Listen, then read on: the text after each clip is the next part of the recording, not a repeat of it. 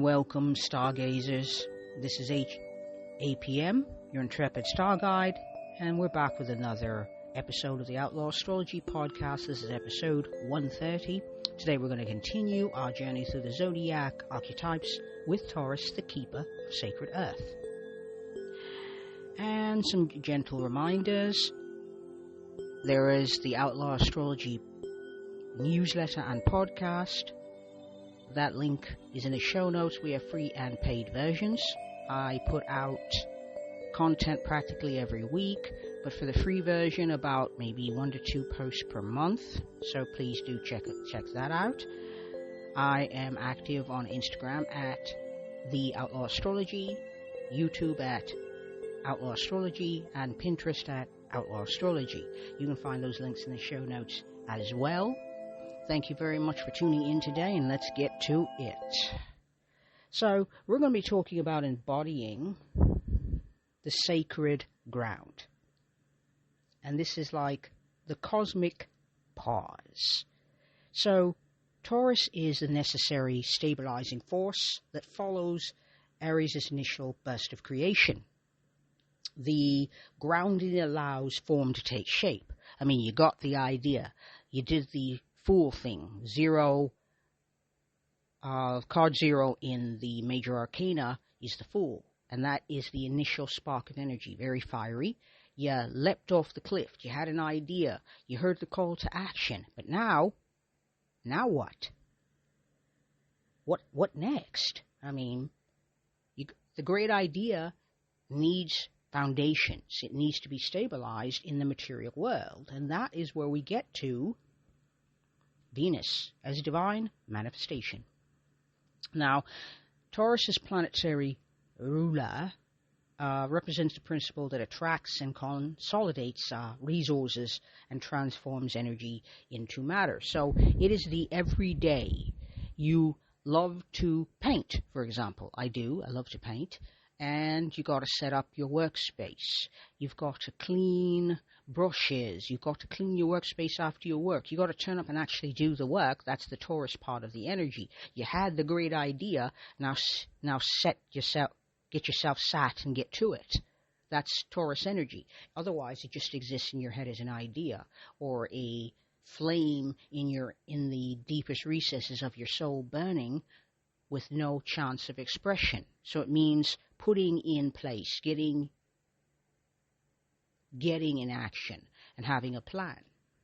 That's Taurus energy. Now, Venus is about harmony. Venus loves harmony, it loves beauty, it loves delight, it's all about pleasure. And you'll notice this is a very different energy from Mars. Mars energy is very active. It feels potent. It feels powerful. Whereas Venus energy is a little bit more easygoing, a little bit more laid back. You know, it's looking across the table. Hey, does everybody have enough mead? You know, sort of energy. It is turning up, like I said, in your studio, your healing space, your creative space, at opening the doors of your brick and mortar business, because that is the everyday.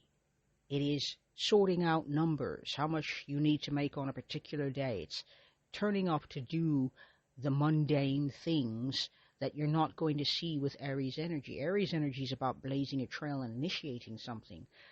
It's cardinal fire energy. It's cardinal energy.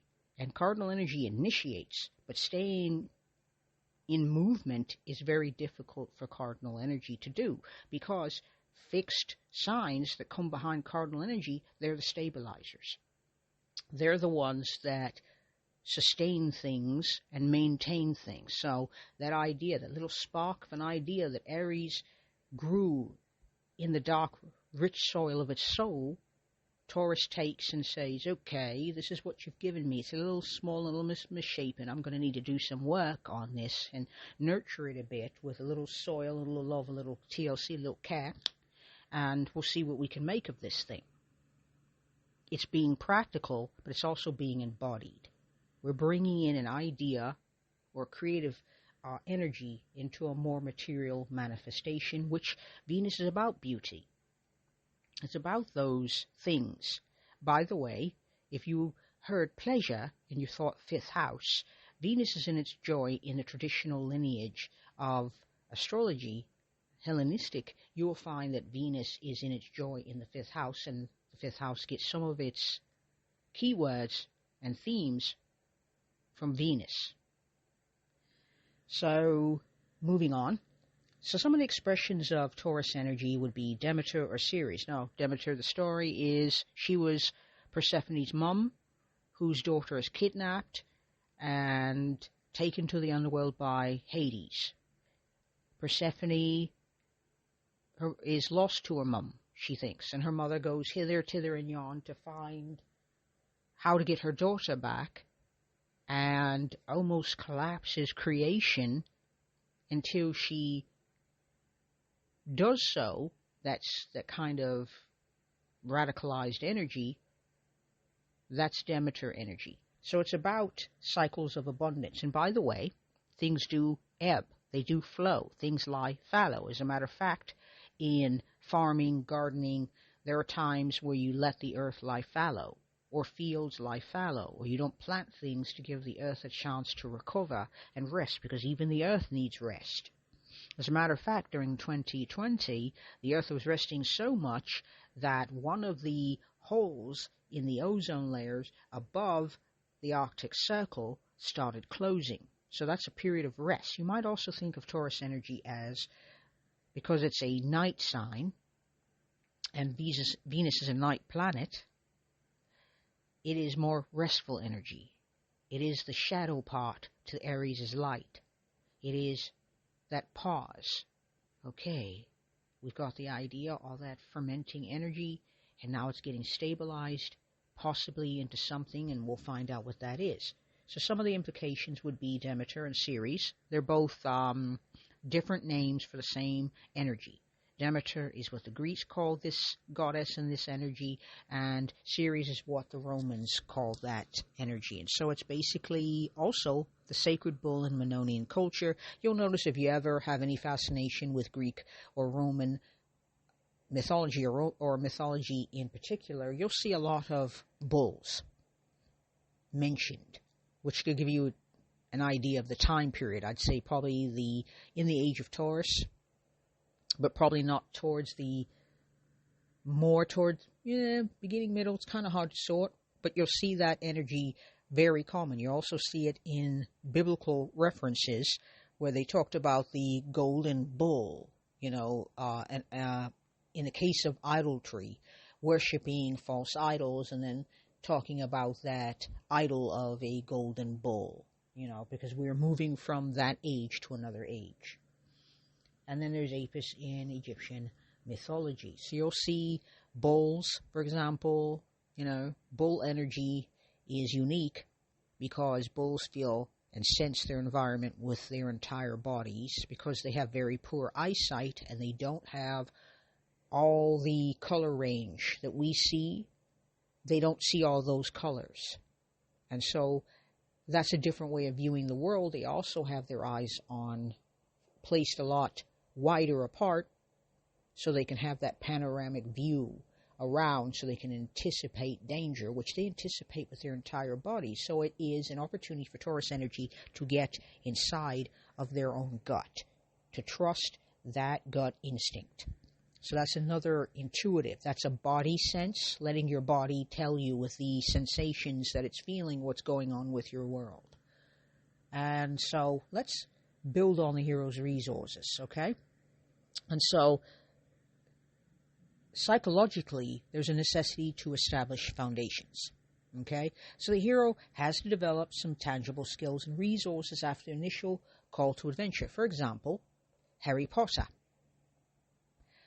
Getting that initial call and all the challenges that went with it to be able to attend Hogwarts to begin with, after getting the call to adventure, the letter from Hogwarts, certainly making him aware of the fact that there is a magical world that he did not know of, and that he's actually a part of that magical world.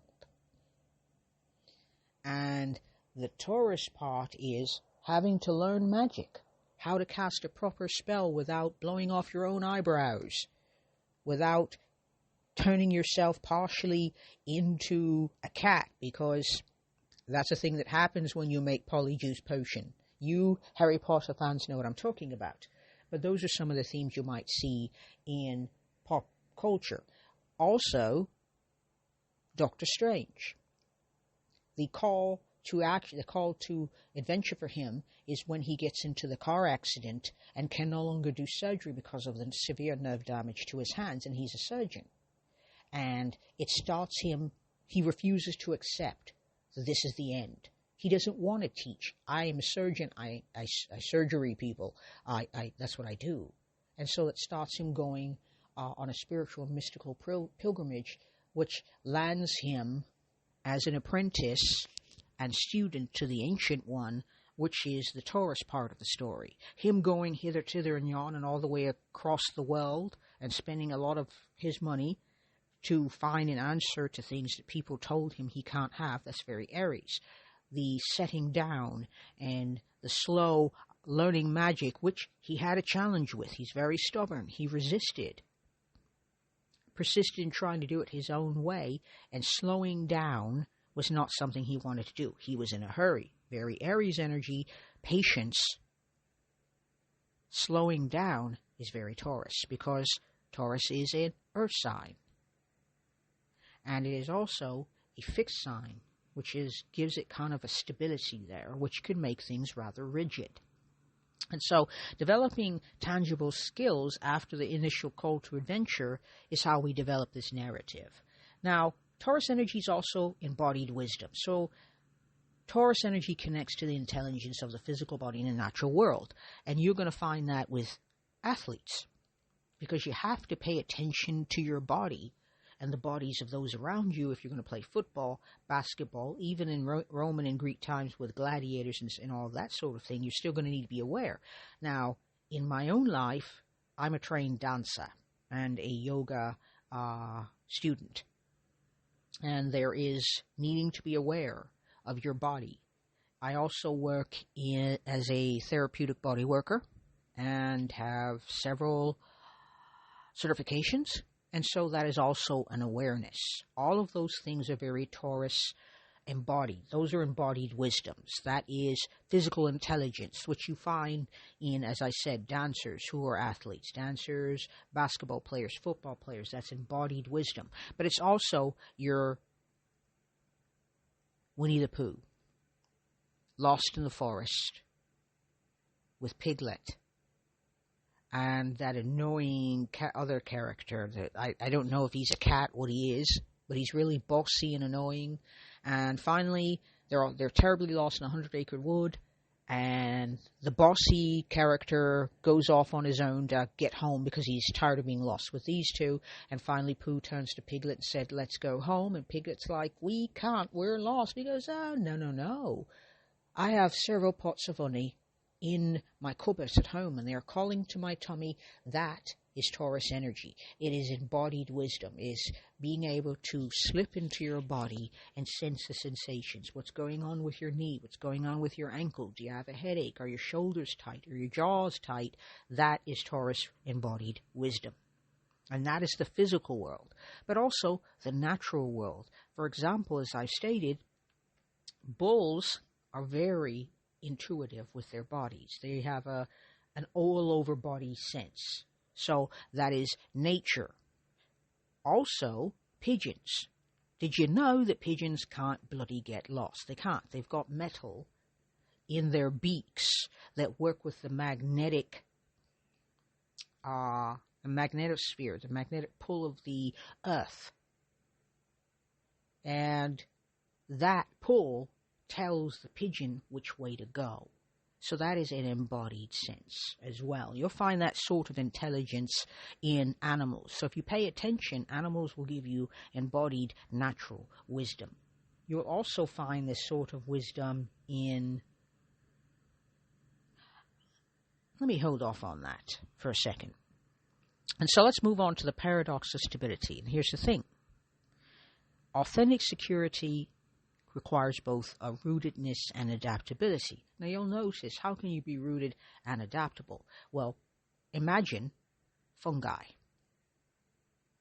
There is a documentary called Fabulous Fungi, I believe. I think it was on Netflix, but if you look it up, you can watch this. And here's why I'm mentioning it. Because they are both rooted and adaptable. In fact, it is theorized by botanists, etc., and other scientists who study such things, that mushrooms millions and millions and millions of years ago taught all other plants how to root. And they are very much an integral part of the root system in old-growth forests and pretty much everywhere else in our ecosystem, including rainforests. Okay, so they're kind of the nervous system of the natural world. And they are both rooted and adaptable, although some of them grow in very unique places. But they're very adaptable. As a matter of fact, plants and trees have their own natural intelligence. They are rooted, but they do communicate with each other. They talk about whether or not there's a fire, whether there was a fire, what's going on in the climate through the root system. And a small tree, for example, and you'd be amazed how many people get this wrong. They'll see a tiny tree next to a really large stately tree and think that poor tree is not going to survive, it's going to die. That big tree is going to get all the sunlight, all the energy, the little tree is going to die. Actually, that's not true.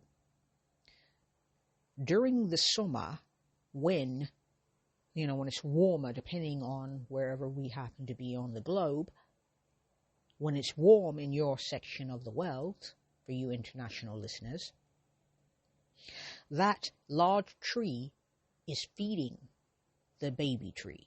It's providing nutrients so the tree can grow big and strong, because the natural world does not behave the way human beings do. They're interconnected. They support each other. It is a natural instinct of the natural world to give and to take. And so the big tree satisfies and takes care of the needs of the small tree when it's warm outside and this little tree is not getting as much sunlight and therefore not as much nutrients. During the cooler months, on to colder months, when the big tree doesn't have as much energy and cannot help as much, the little tree, having been fed all summer and all spring and summer, can now return the favor and sustain the big tree through the cold months, because it has fewer branches and fewer resources that it has to tend to like the big tree. So they help each other. That little tree is going to grow, as long as its species does so, into a healthy big tree and will be part of the communication of that copse of trees. By the way, there's a very large copse of trees, about 80,000 years old. It's called, is it Pango? I think it's Pango. And it is one of the oldest copse of trees and old growth, and thereby highly complex. And so the natural world teaches us the complexity and to respect that complexity. But there's also possession and stewardship.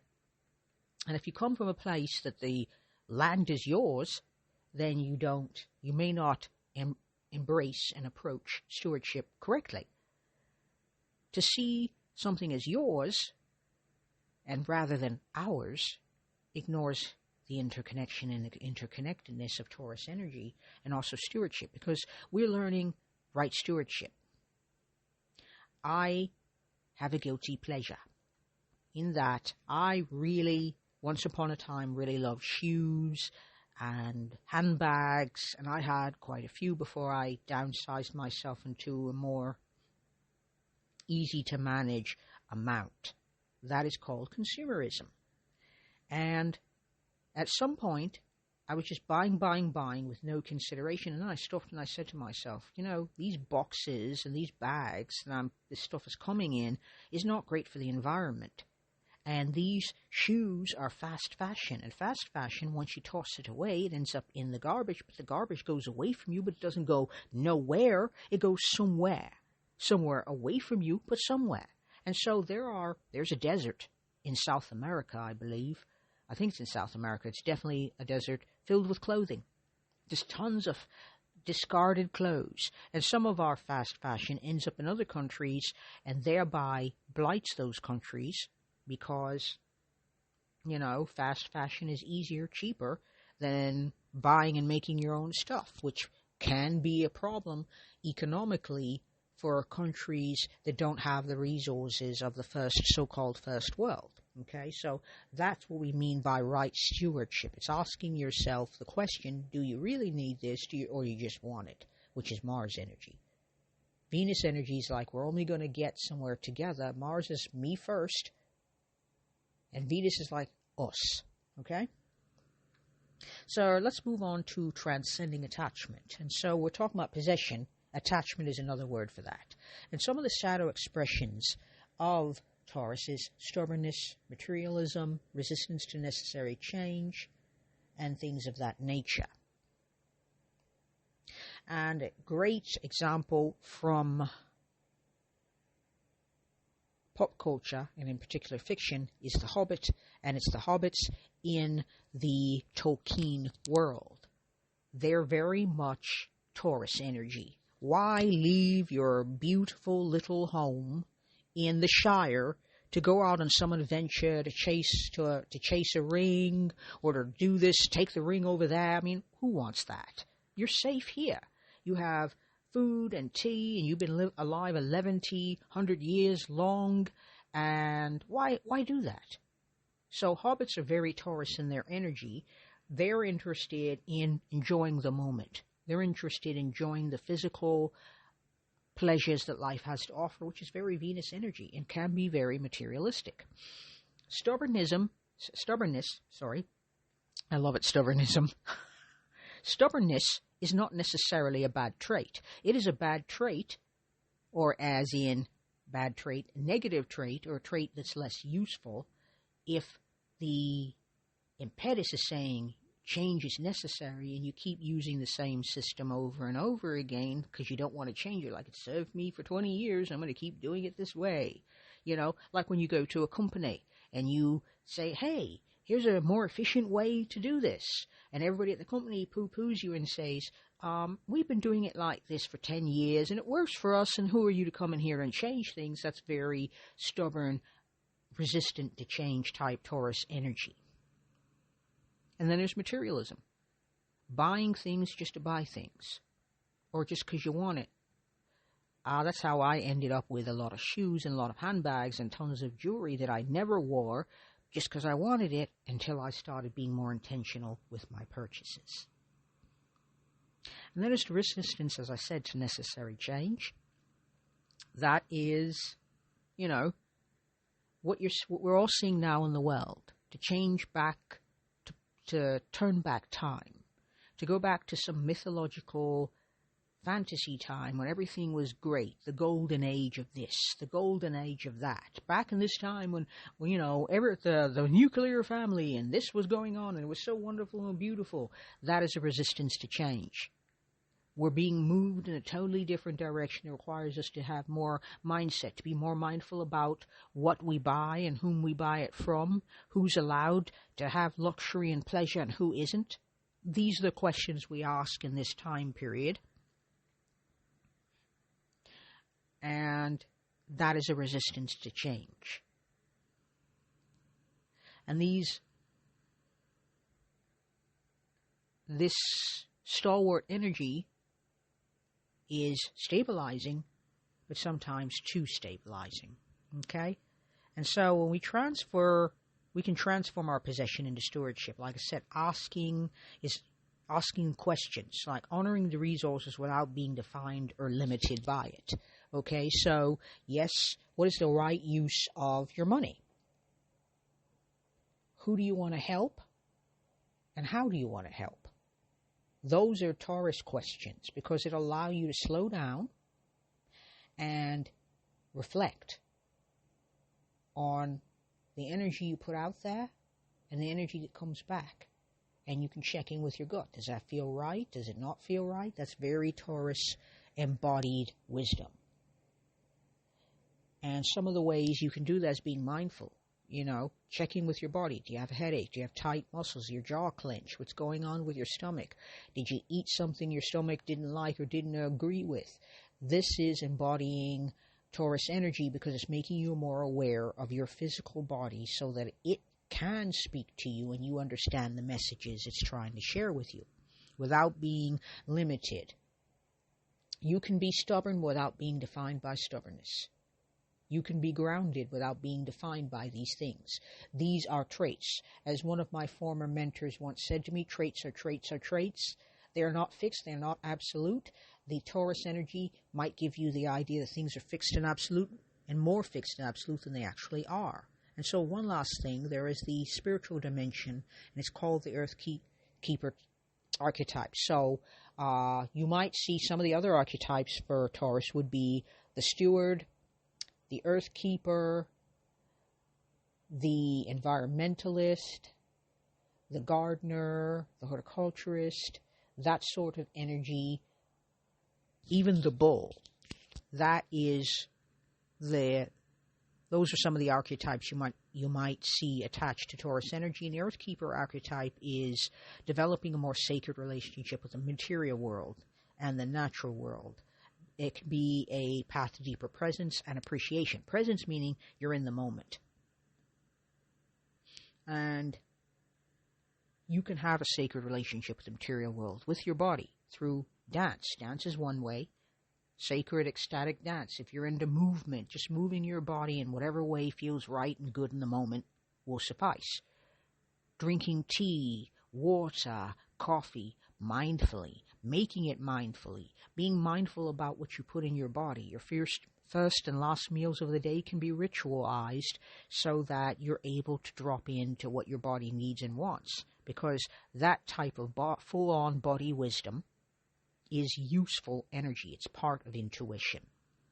And then when I say path to deeper presence, it is being comfortable in your own skin, but also being aware what those sensations are trying to communicate to you, what these feelings are trying to communicate to you. So, I think we're going to wrap it up right about here.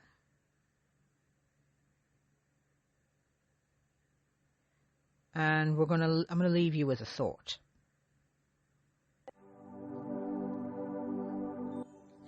And it's this: true abundance flows from relationship, not possession. The Taurus archetype teaches us that security comes from not what we grasp. That sticky spiderweb type energy may actually stop us, keep us from connecting deeply with the rhythm and the resources of life itself. So, next episode we're going to explore Gemini, the cosmic messenger, and how the hero begins to gather information and make vital connections after establishing a secure foundation which Taurus provides.